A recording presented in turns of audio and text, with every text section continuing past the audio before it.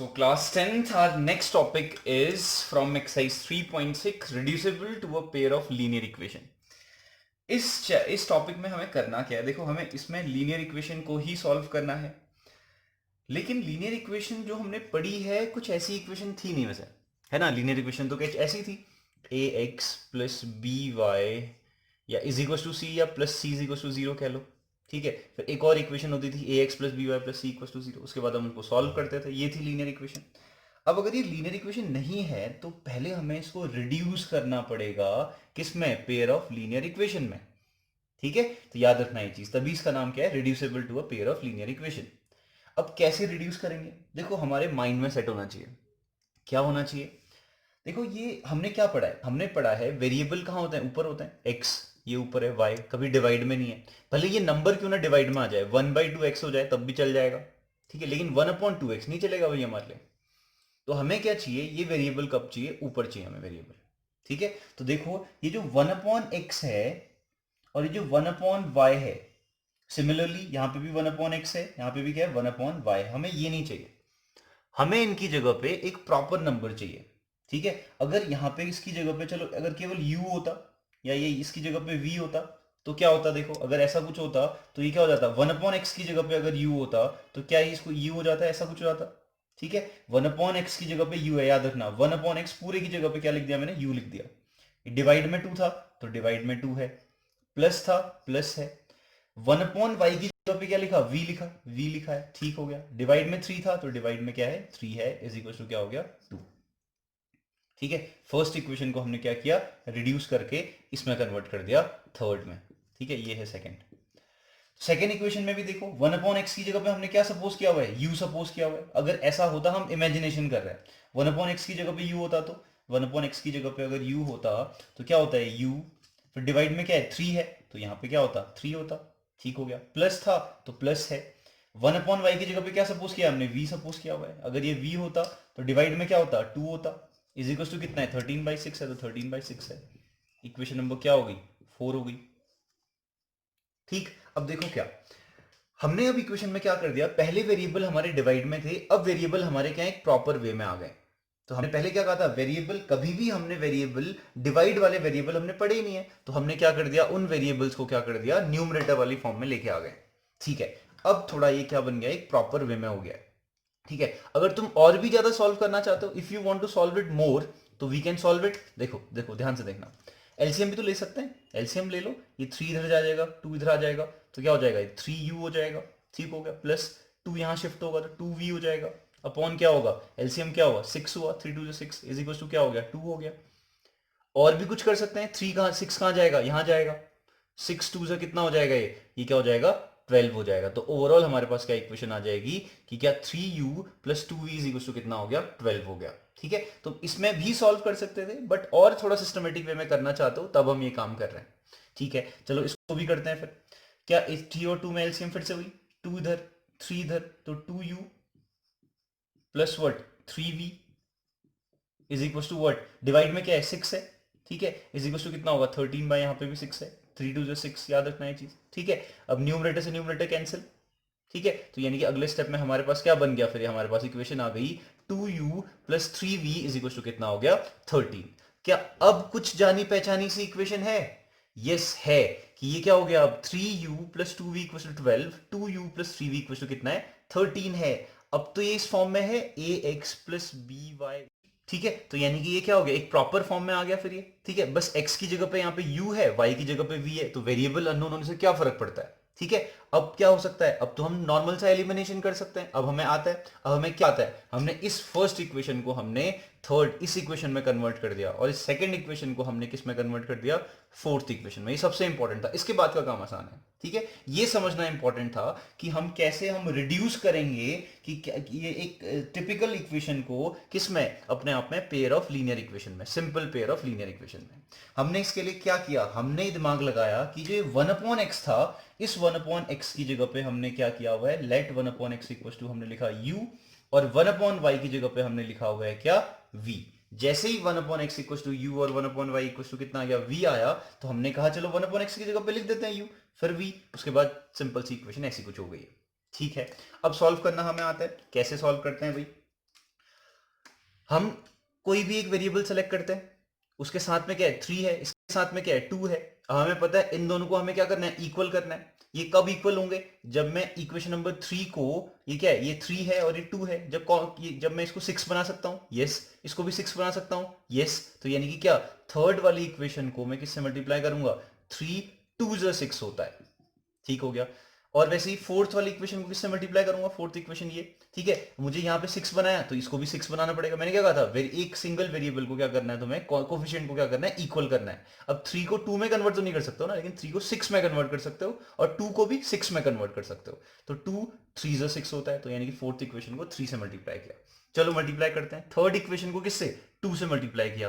तो 2 से मल्टीप्लाई करने पे क्या होगा, यानी कि इस, अब सिंगल नंबर को मल्टीप्लाई तो नहीं करोगे, सारे टर्म्स को मल्टीप्लाई करोगे, 2 से मल्टीप्लाई करना है। चलो 3 2 6 u plus 2 2 4 v is equal to 12 2 24। अब हमारे पास नई इक्वेशन बन के आ गई है ये। अब थर्ड 3 से मल्टीप्लाई करते हैं सेकंड को, 3 2 6 u plus 3 3 9 v is equal to कितना हो गया, 13 3 39 हो गया, ठीक है। ये हमारे पास क्या आ गई है, इक्वेशन।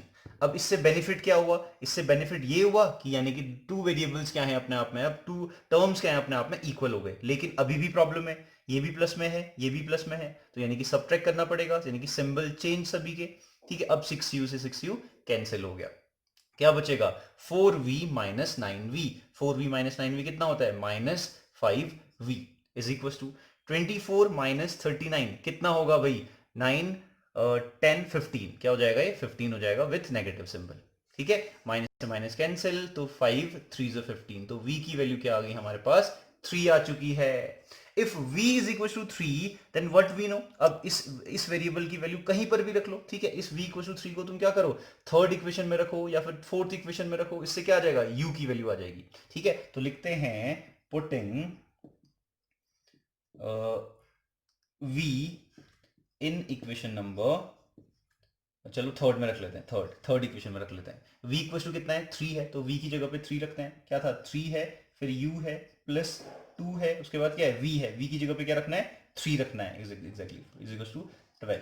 तो 3u ठीक है हमारे पास, 3 2 6 इज इक्वल टू कितना हो गया, 12 हो गया। अब सब्ट्रैक्ट होगा तो 3u इक्वल टू कितना आ जाएगा, 6, तो u इक्वल टू कितना आएगा, 2, 3 2 6 हो गया। तो हमारे पास क्या आया, v की वैल्यू आ गई 3 और u की वैल्यू क्या आ गई है, 2 आ गई है। तो क्या ये हमारे आंसर्स हैं, no, exactly these are not our answers. Why, because ये तो हमने एज्यूम किया हुआ है। अब मैथ्स में कोई भी एज्यूम किया हुआ टर्म आंसर नहीं हो सकता, रिमेंबर दिस। तो आंसर कहां से आएगा, हमने जहां पे एज्यूम किया था u को, क्या था 1/x इक्वल टू u। तो u की वैल्यू क्या थी, 1/x थी, तो u की वैल्यू क्या आई हुई है, 2 आई हुई है। तो 2 इक्वल टू 1/x, तो x इक्वल टू कितना आ जाएगा, 1/2, याद रखना।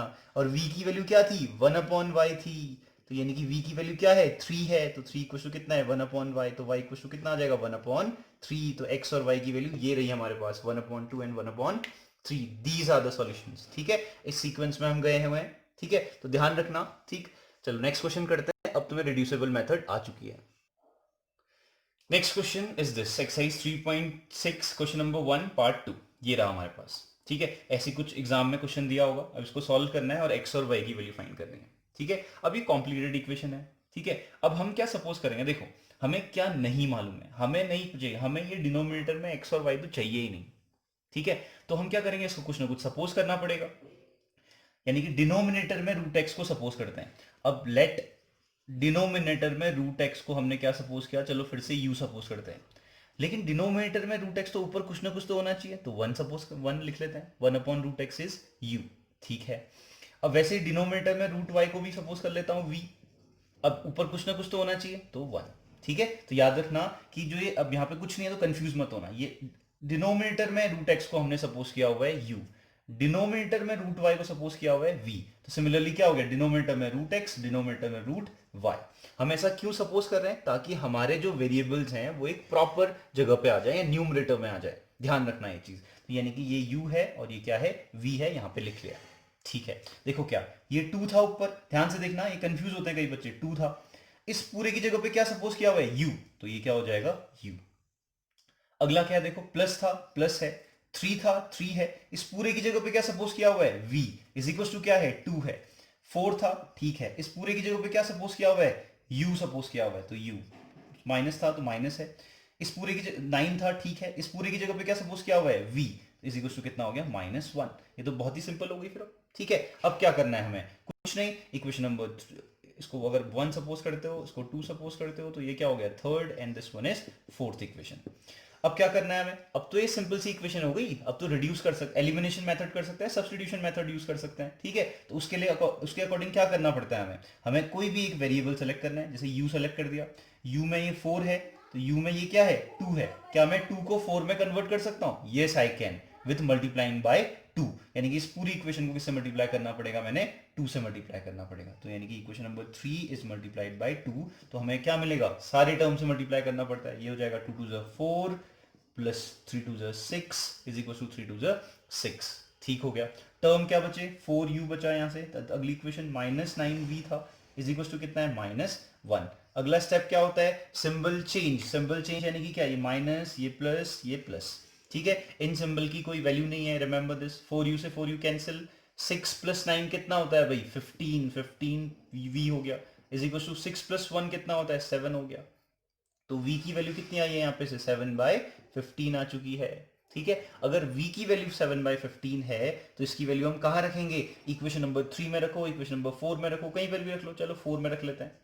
Putting the value of v in equation number 4, what we will get, हमें क्या मिलेगा, 4 ठीक था, v की वैल्यू क्या है, 7/15 है, माइनस क्या है, 9v इज इक्वल टू कितना है, -1। अब क्या एलसीएम लेके सॉल्व, 2 2 4, ठीक है। सेकेंड इक्वेशन क्या है हमारे पास, 4u,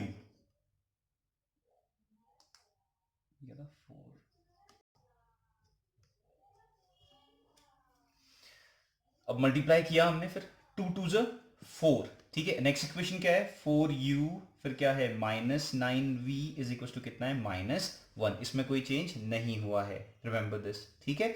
अब हम क्या कर सकते हैं, अब क्या करेंगे, सिंबल चेंज क्यों करेंगे, क्योंकि हमें एक वेरिएबल को क्या करना है, एलिमिनेट करना है, तो माइनस माइनस का प्लस, ठीक है। आगे देखो क्या है, 4u से 4u कैंसिल, तो क्या बचेगा, 6 + 9 कितना होता है भाई, 15, v इज इक्वल टू कितना हो गया, 4 + 1 इज 5, तो यानी कि इसको थोड़ा सॉल्व करेंगे तो v इज इक्वल टू कितना आएगा, 1/5, 3 इज 15, तो v की वैल्यू कितनी आई, 1/3 आ चुकी है v की value. If we have v is equal to 1/3, now putting this value in equation number 3 और इक्वेशन नंबर 4, कहीं पर भी रख लो, चलो 4 में रख लेते हैं, तो क्या मिलेगा, 4 v की वैल्यू है तो u तो ऐसे ही रहेगा, -9 v की वैल्यू कितना है, 1/3 इज इक्वल टू कितना है, -1। अब क्या बचा, 4u -3, 3 is 9 is equal to कितना हो गया, -1, ठीक है। तो यानी इसको सॉल्व करते हैं, फिर 4u इज इक्वल टू कितना होगा, ये इधर जाएगा तो +3 हो जाएगा, +3 - 1 इज 2, ठीक है, तो u इक्वल टू कितना आ गया, 1/2, तो यानी कि u की वैल्यू कितनी आई, 1/2, और v की वैल्यू कितनी आई है, 1/3। But this is not our answer, ये हमारे आंसर्स नहीं है। क्यों नहीं है, क्योंकि v और u को तो हमने सपोज किया हुआ है, अगर कोई चीज हम सपोज करते हैं तो वो हमारा आंसर नहीं होता है। तो अगर v की वैल्यू 1/3 है, तो नाउ पुटिंग दिस जहां पे हमने सपोज किया था, क्या सपोज किया था, u की वैल्यू क्या है, 1/√x है, तो u की वैल्यू क्या है, ये हमारी 1/2, तो u की जगह पे मैं क्या लिख सकता हूँ, 1/2 लिख सकता हूँ, तो 1/√x की वैल्यू कितनी आ गई, 1/2 हो गया है, ठीक है। अब क्रॉस मल्टीप्लाई, √x इधर, 2 इधर, तो 2 इज इक्वल टू कितना हो जाएगा, √x, अब रूट हटता है तो इधर क्या आता है, स्क्वायर आता है, यानी कि x इक्वल टू कितना आ जाएगा, 4 आ जाएगा। सिमिलरली क्या, 1/√x, 1/√x, सॉरी √y की जगह पे क्या है, v है, तो v की वैल्यू हमें क्या मालूम है, v की वैल्यू है 1/3, तो इसकी जगह पे लिखो 1/3, तो अब क्या होगा, क्रॉस मल्टीप्लाई, तो √y इक्वल टू कितना आ जाएगा, 3, स्क्वायर रूट हटेगा तो क्या आ जाएगा, स्क्वायर आएगा, तो यानी कि 3 3 is 9, तो x equal to 4 and y equal to 9 is a answer, remember this, ठीक है। तो इस तरीके से हमें क्या करना है, रिड्यूसिबल मेथड्स को करना है। नेक्स्ट क्वेश्चन, क्वेश्चन नंबर 3 क्या है, 4/x प्लस क्या है, 3y is equal to 14, and 3/x minus क्या है, 4y इक्वल टू क्या है, 23। अब क्या करना है, फिर से वही, हमने 3y और 4y टाइप की चीजें देखी हैं, इसमें कोई चेंजेस नहीं करना है, लेकिन हमने डिवाइड में x नहीं देखा हुआ है, रिमेंबर, तो इसकी जगह पे हम कुछ सपोज करेंगे, लेट्स जस्ट से u, और इसकी जगह पे भी हम सपोज करने वाले हैं क्या, हमने कहा था u, तो यानी कि अब हमारे पास इक्वेशन क्या आएगी, 4, इस पूरे की जगह पे क्या सपोज किया है, u, प्लस क्या हो गया, 3y इज इक्वल टू कितना हो गया, 14, 3u -4y को क्या हो जाएगा 23। अब हमें मालूम है कि हम इसको कैसे सॉल्व कर सकते हैं। ठीक है, अब y को जबरदस्ती कुछ सपोज मत कर लेना, तो यहाँ पे लिखना पड़ेगा let 1/x equal to u and 1/x equal sorry 1/x equal to u, बस बाकी काम तुम्हें पता है अब कैसे करना है। चलो नेक्स्ट क्वेश्चन देखते हैं। क्वेश्चन नंबर 4, देखो अब क्वेश्चन नंबर 4 ऐसा कुछ है। अब कई लोग क्या होता है, अब यार हमने तो पढ़ा था डिवाइड में x, यहाँ पे क्या डिवाइड में x-1 भी है, अब क्या करेंगे। अब कुछ घबराने की जरूरत नहीं है ना, हमने क्या नहीं पढ़ा है, हमने डिवाइड में कभी x-1 पढ़ा ही नहीं है। हमने तो सिंपल इक्वेशन पढ़ी है, जैसे ax प्लस by की फॉर्म में होती है या 3x प्लस 4y की फॉर्म में होती है। तो क्या करना है, जो भी अननोन चीज है उसको सपोज करना है। इस पूरे को सपोज करो u, और इस पूरे को सपोज करो क्या v सपोज करो, बात खत्म, काम बन जाएगा भाई। 1/x-1 को क्या सपोज किया है u, यानी कि इस पूरे को क्या सपोज किया है u, इस पूरे को क्या सपोज करोगे v सपोज करोगे, तो क्या बनी इक्वेशन, ध्यान से देखो।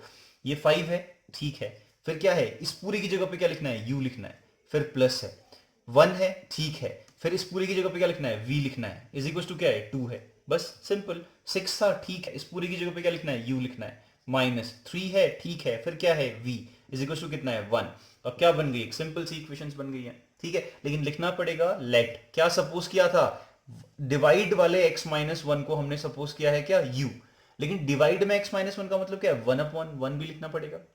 ठीक है, बस लास्ट में u की वैल्यू निकालते यहां पे रखोगे, then you will find y x। ठीक है, नेक्स्ट क्या है 1/y-2 की जगह पे क्या लिखा हुआ है v, उसके बाद इजी है सॉल्व करना। ठीक है, now it's for your homework. इसके बाद के जितने क्वेश्चंस हो सकते हैं, पॉसिबल हो सकते हैं, तो